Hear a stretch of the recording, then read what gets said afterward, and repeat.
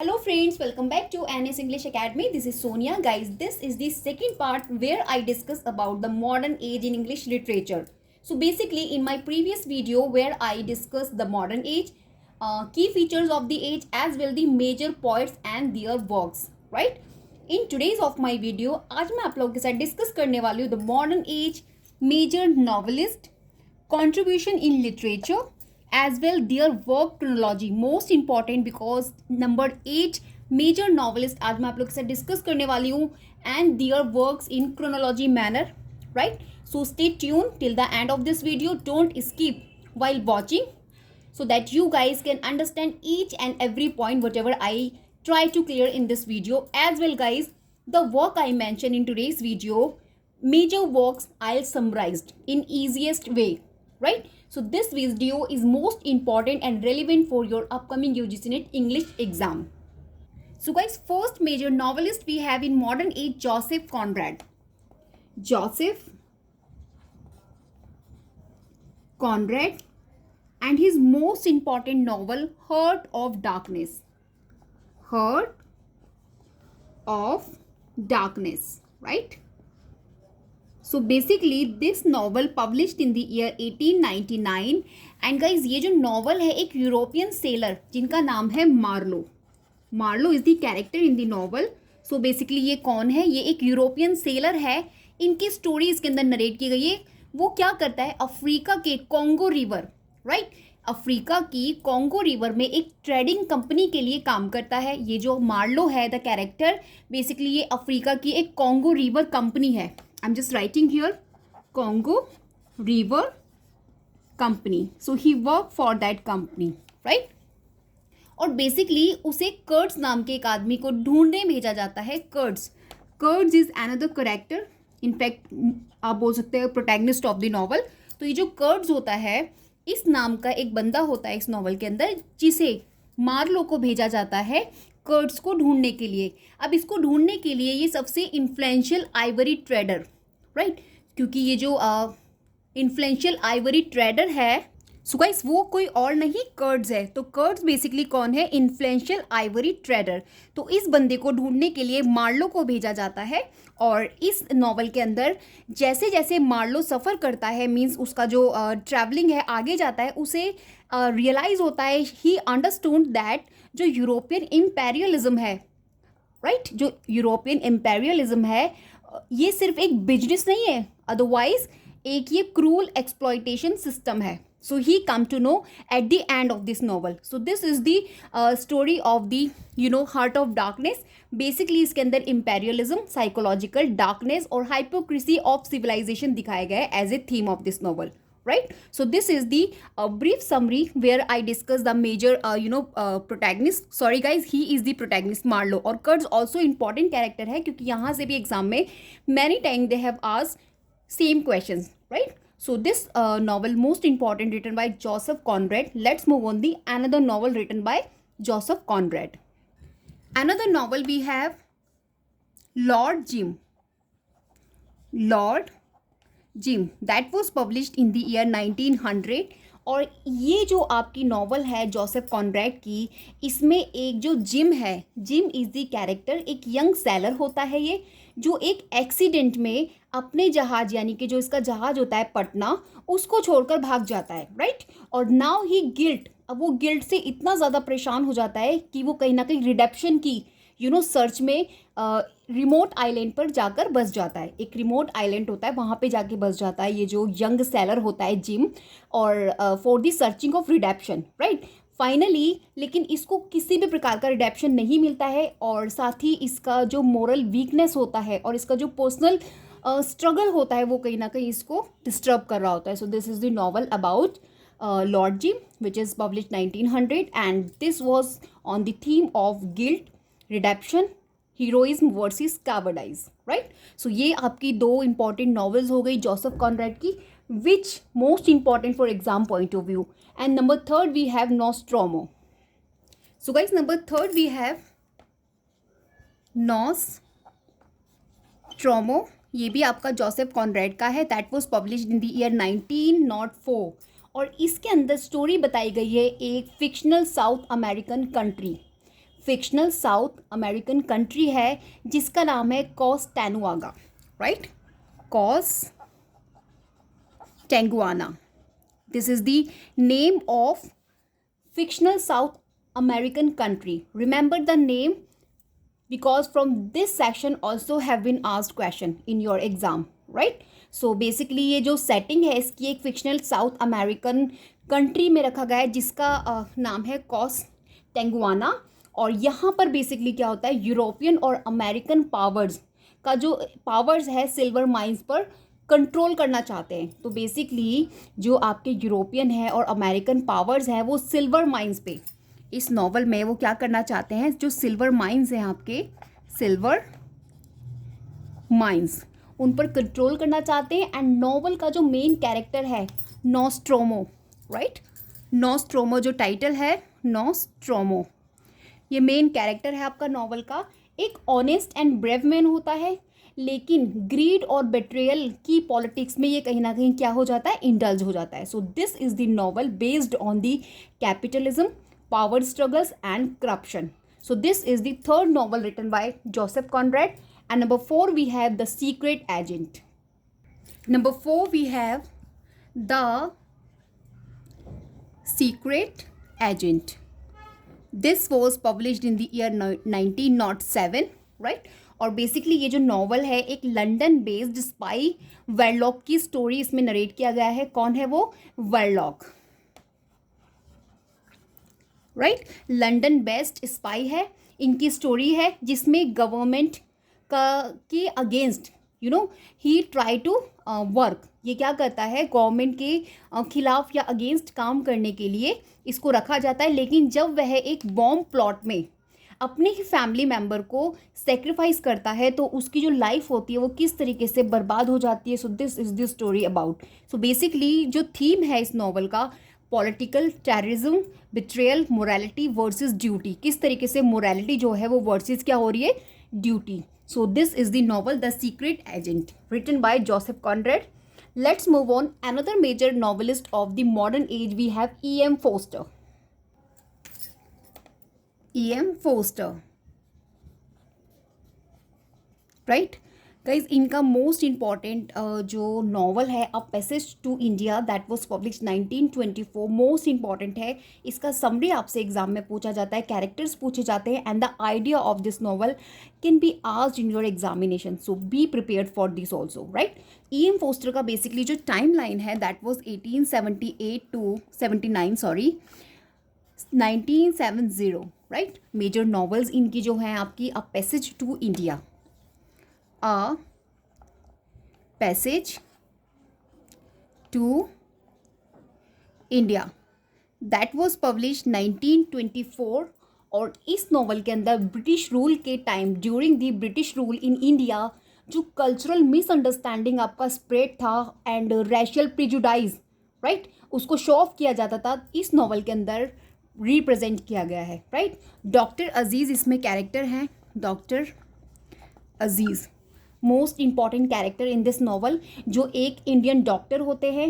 And Adela Quest, another character we have Adela Quest, right. ये क्या होती है, ये इनको रॉन्गली सेक्सुअल असॉल्ट करने का इनके ऊपर आरोप लगाते हैं डॉक्टर अजीज़ को. He did not do any adultery और एनीथिंग, बट शी इनको आप बोल सकते हो wrongly she tried to assault her sexually, right. ये इनको ऐसा बोलती हैं इस नॉवल के अंदर.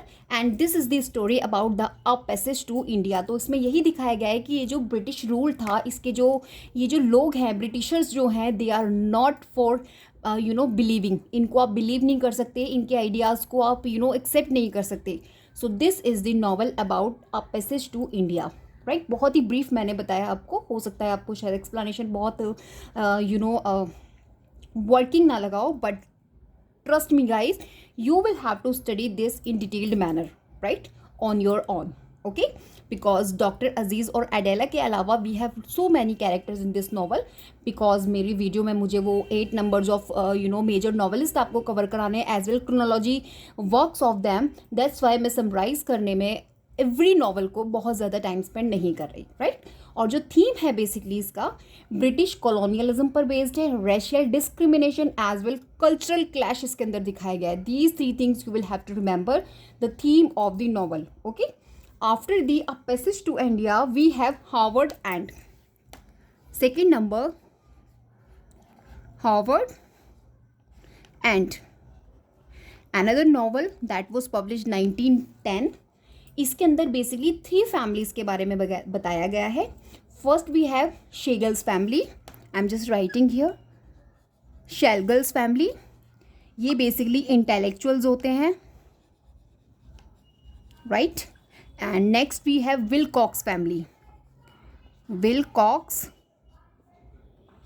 फैमिली, ये बेसिकली कौन होते हैं, materialist, materialist, right? And number third we have Bart's family, B-A-S-T, right? B-A-S-T Bart's, ये वर्किंग क्लास होते हैं। सो इन 3 फैमिलीज़ में मेंबर्स हैं, तो उन्हीं की वर्किंग क्लास है ये बेसिकली जो बार्ट्स फैमिली है। तो इनके बीच में कॉन्फ्लिक्ट्स है, उसी को एक्सप्लोर किया गया है in this particular novel Harvard and, right. और थीम जो इसके अंदर है that was social class, materialism versus human values, मतलब कि मटेरियलिज्म को कंपैरिजन किया गया है ह्यूमन वैल्यूज़ से, एज वेल पर्सनल रिलेशनशिप इसमें देखने मिलेगा आपको। बहुत अच्छी नॉवल है, इसको आपको at least once you have to summarise on your own, right. Just like आप स्टोरी रीड करते हैं ऐसे आपको स्टडी करना होगा। आइडिया मैंने आपको दे दिया नॉवल का, right, okay. Next we have a room with a view, a room with a view, that is the third novel, okay. Let me space for you first. A room with a view which was published 1908, right? A room with a view that was published 1908। और इस novel के अंदर Lucy हनीचर्च, Lucy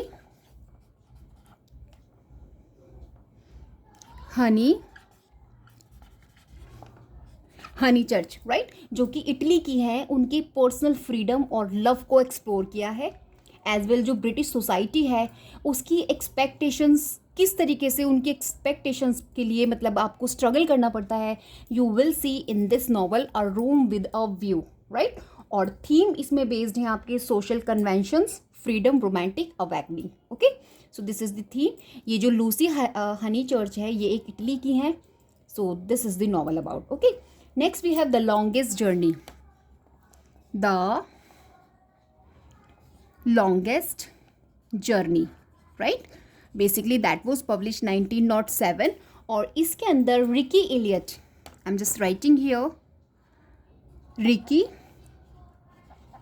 Elliott जो एक psychically physically जो weak है, राइट। ये जो रिकी एलियट है ये फिजिकली वीक हैं, लेकिन इनका जो आइडियलिस्टिक मैन है एंड इनके जो ड्रीम्स ऑफ हार्श रियलिटी है उसके बीच में स्ट्रगल देखने मिलेगा इन दिस नॉवल।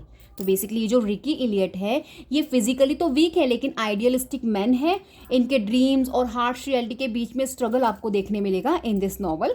और बेसिकली ये जो आपकी नॉवल है ये बेस्ड है on the theme idealism versus realism, as I told you in the key features of the the modern age, कि जो मॉडर्न एज के राइटर्स हैं, नॉवलिस्ट हैं, they trying to idealise and realism को represent करने की कोशिश करते हैं अपनी राइटिंग्स में to their readers, okay. After the E.M. Forster we have major novelist James Joyce।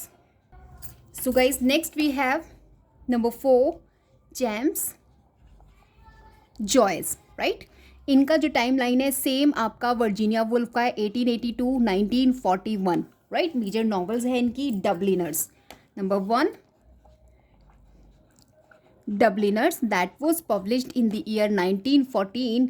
ये एक शॉर्ट स्टोरीज़ का कलेक्शन है जिसमें डबलिन की मिडिल क्लास लाइफ की रियलिटीज़ को दिखाया गया है और थीम बेस्ड है इसमें एरिश सोसाइटी की जो paralysis, self awareness, modern alienation है। These are the themes you find in this novel Dubliners, okay। Next we have a portrait of the artist as a young man, a portrait of the artist as a young man, right? That was published 1916. इसकी summary most important है. We have character Stephen Stephen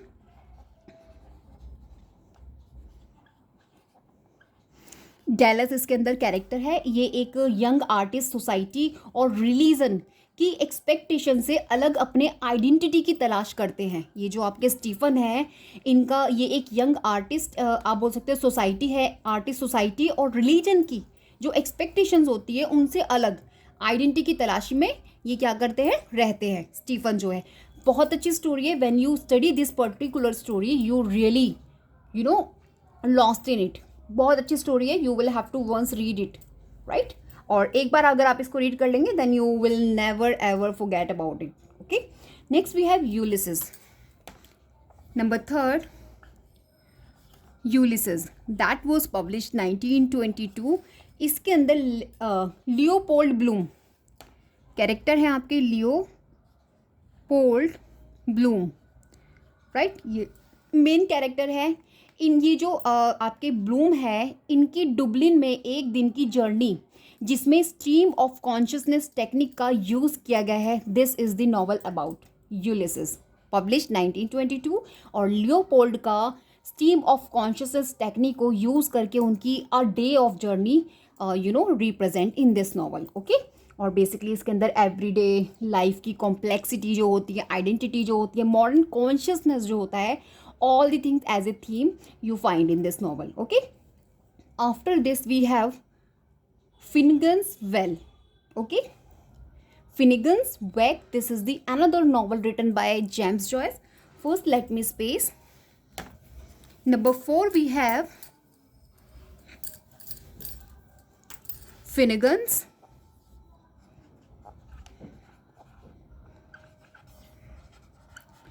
Wake, right.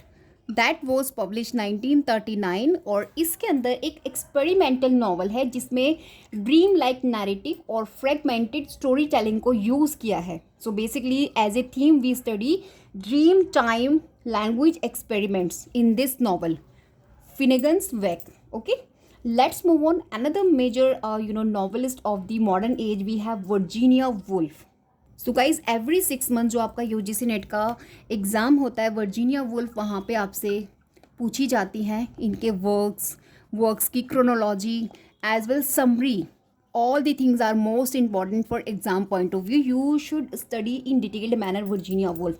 I have already make a video on my channel where I discuss about every useful things for exam point of view about Virginia Woolf. Please go and check out that particular video of mine. That will really help you क्योंकि मैंने only the things you will sustain in your mind for your examination point of view I describe in that video. Please go and check out that. Okay, and let's move on. Novels written by Virginia Woolf. So first we have Mrs. Dalloway that was publish 1925. इसके अंदर Clarissa डॉलावे एक day long party organise कर रही होती हैं और इस दौरान उनके जो पास्ट मेमोरीज होती है वो कहीं ना कहीं उनको रिग्रेट करने लगती है, उनके सामने आ जाती है जितनी भी उनकी पास्ट मेमोरीज है. तो this is also a day story. Okay, Clarissa Dalloway. Clarissa इसके अंदर आपकी बोल सकते हैं कैरेक्टर है जो एक लॉन्ग पार्टी ऑर्गेनाइज कर रही है, डे लॉन्ग पार्टी. और इसी दौरान वो क्या हो जाती हैं, अपने एक फ्रेंड के मिलने पर, जो उनका पास्ट में फ्रेंड होता है, उनसे जुड़ी जितनी भी उनकी पास्ट मेमोरीज होती है, they all come in front of Clarissa and कहीं ना कहीं she regrets, right. So this is the story. तो बेसिकली इसमें टाइम, मेमोरी और एग्जिस्टेंशियल क्राइसिस दिखाया गया है, right. After we have to the lighthouse. To the Lighthouse. This was 1927 publication and इसके अंदर रामसे फैमिली की स्टोरी नरेट की गई है जिसमें टाइम, पर्सनल लॉस और आर्ट को एक्सप्लोर किया गया है. बहुत ही अच्छी स्टोरी है. Please one summarised it. You at least अगर आप एक ही बार उसको समराइज करेंगे you understand complete story if you have knowledge about the idea of particular. जैसे कि एज आई डिस्कस की जो रामसे फैमिली है उनकी स्टोरी इसमें नरेट की गई है, टाइम को मेंशन किया गया है, पर्सनल लॉसेस दिखाए एज वेल आर्ट को एक्सप्लोर किया गया है. So guys this is the novel you will have to study, right. Next we have Orlando. Orlando that was 1928 publication. और इसके अंदर ऑरलैंडो एक नॉबल मैन होता है जो मैजिक से जेंडर चेंज करके मेल से फीमेल बन जाता है और सेंचुरीज तक जीता है, राइट. सो इस पर्टिकुलर नॉवल के अंदर gender identity, feminism, time travel दिखाया है बिकॉज सेंचुरीज की बात हो रही है यहाँ पर in this novel particular. So please go and summarise this particular novel also written by Virginia Woolf. क्योंकि आप हमेशा मेरे को कमेंट करते हैं कि क्रैश कोर्स दीजिए and what do we study. I am telling you dedication के साथ दीज राइटर्स जो मैं 8 नंबर्स ऑफ नॉवलिस्ट आपको डिस्कस कर रही हूँ, ट्रस्ट मी यहाँ से आपको क्वेश्चन डेफिनेटली एग्जाम में मिलता है. And there is no doubt to say जो आपका एग्ज़ाम है यूजीसी नेट, यहाँ पे रिपीटेशन होता है, राइट. ऐसा नहीं है कि सारे क्वेश्चन न्यू बनते हैं, रिपीटेशंस बहुत ज़्यादा यहाँ पे again and again as a form of question आपसे पूछे जाते हैं. So please revise all of them, just revise and revise, right.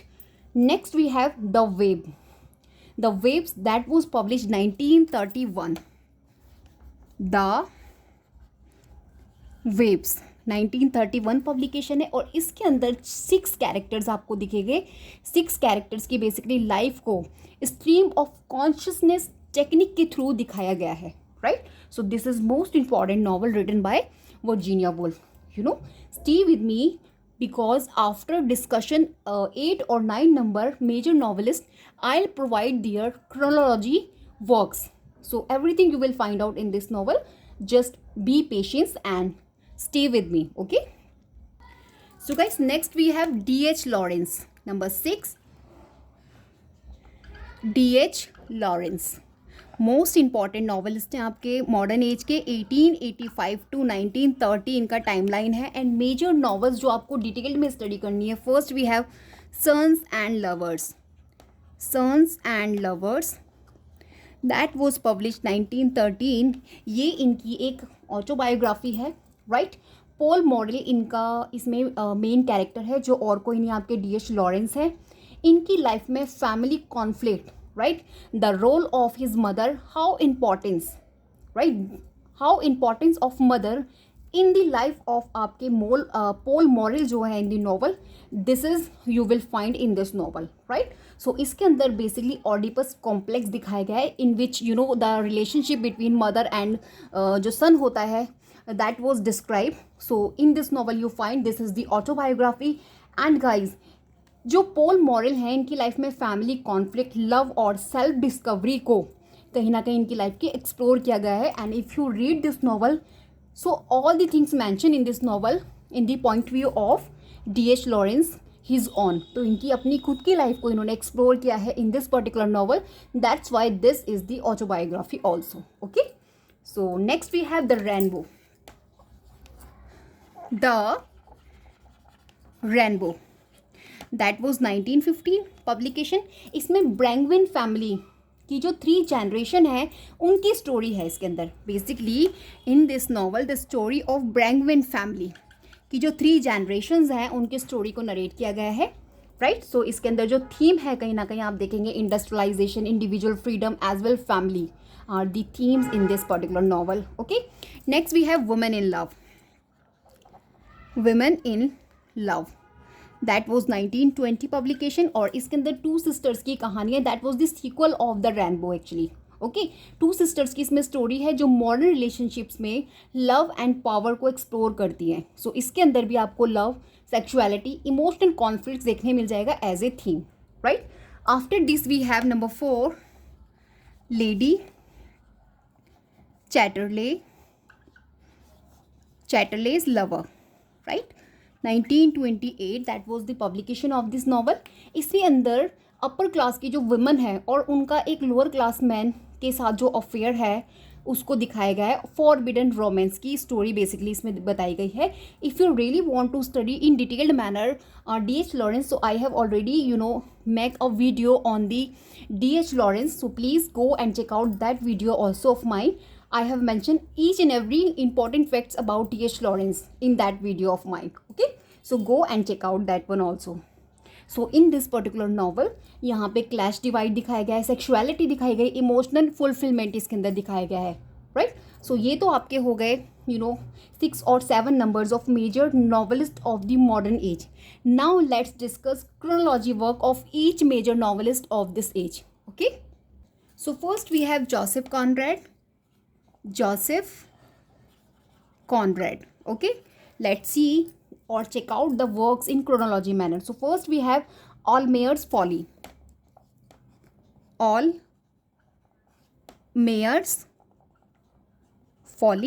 that was published 1895. Right, this is the 1895 publication. ये इनका फर्स्ट नॉवल है बेसिकली जो आपके जोसेफ कॉनरेड हैं. This is the first novel written by Joseph Conrad. Most important exam point of view से. Next we have an outcast of the islands. An outcast of the islands, right, that was 1896 publication है. This is a corrupt British officer इसके अंदर दिखाया गया है, Williams. Right, जो कहीं ना कहीं उसको एग्जाइल किया गया है and he struggle with his inner conflicts. मैंने अभी पीछे भी आपको एक्सप्लेन किया है दिस नॉवल. सो अगेन मैं आपको थोड़ा सा ब्रीफ में मैंने बता दिया. सो ये इनका 2 ऑफ नॉवल्स हैं. Number 3 we have the nigger of the Narcissus. The nigger of the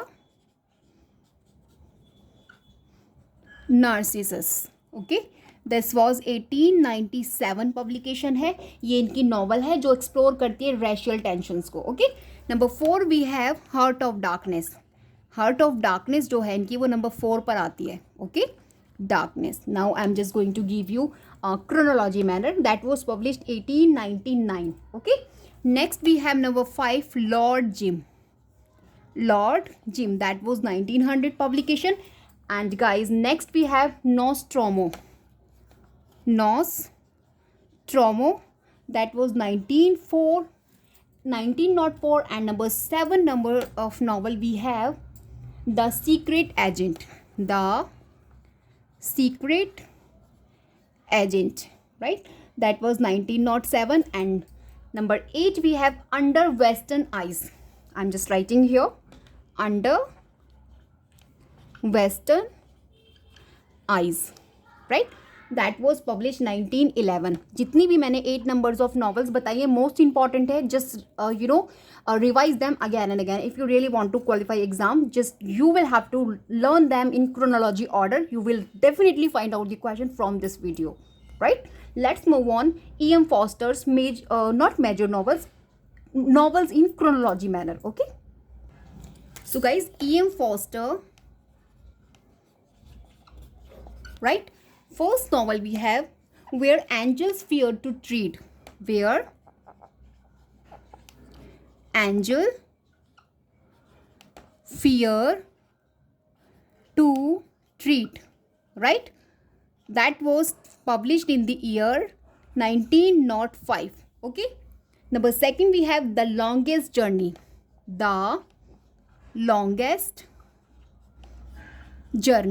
Right, that was 1907. And number 3 we have A Room with a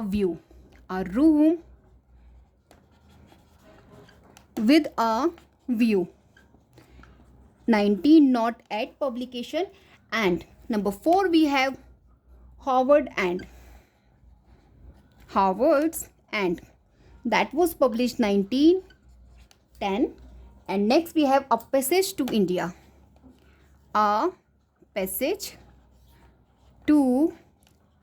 Right, that was 1924 publication. So ये तो आपके हो गए आप E.M. Foster के works in chronology manner. Let's move on. James Joyce. So guys, James Joyce, right, इनका first है Dubliners, that was published in the year 1914, right? Next we have a portrait of the artist as a young man, 1916 इसका publication है आपका. And number third we have Ulysses, that was 1922. And number 4 we have Finnegan's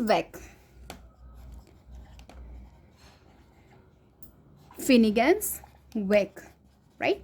So these novels you will have to remember or sustain in your mind in chronology manner. It will gives you a lot of help in your examination. Let's move on the Virginia Woolf works in chronology manner. Virginia Woolf, right?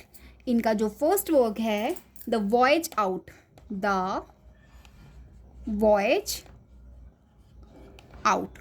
right? That was 1915 publication. And Night and Day,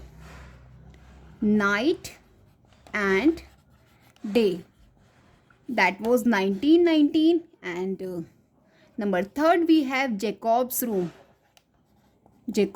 Room, right?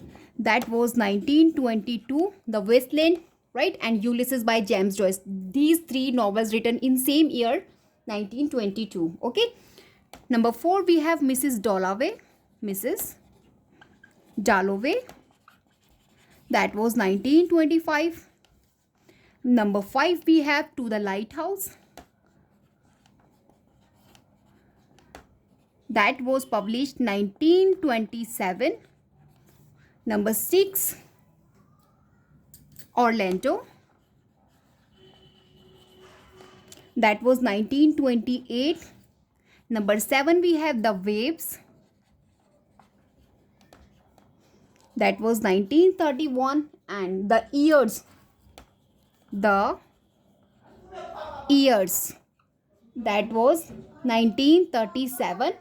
And next we have Between the Acts, number 9, Between the Acts, that was published 1941. So these are the novels written by Virginia Woolf in chronology manner.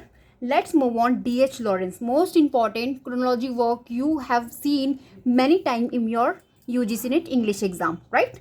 Let's check out. So guys, next we have D.H. Lawrence, right?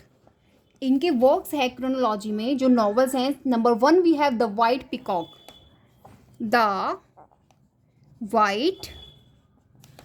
Peacock, right?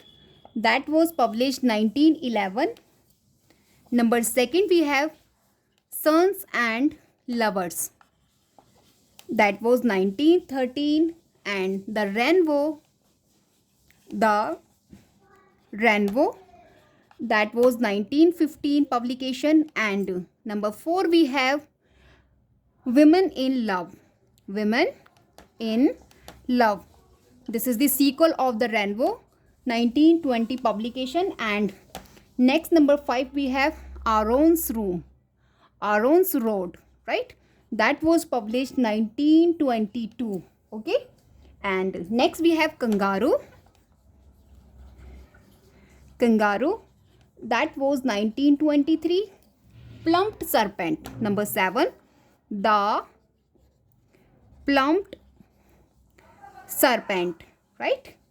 That was in the year 1926.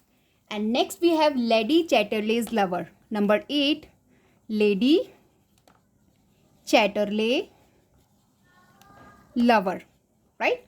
That was published 1928. Same year the Virginia Woolf's Orlando written. Okay. And next we have, let me space first. Okay. Number 9, a novel written by D.H. Lawrence. We have The Escaped Cook.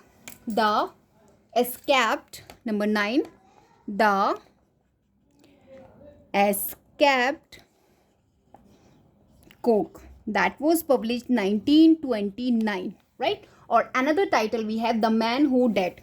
The Man Who Dead. This is the another title of this particular novel. So ये आपके हो गए major novelist और उनके works in chronology manner as well major works का summarise मैंने आप लोगों के लिए डिस्कस कर दिया इन दिस वीडियो.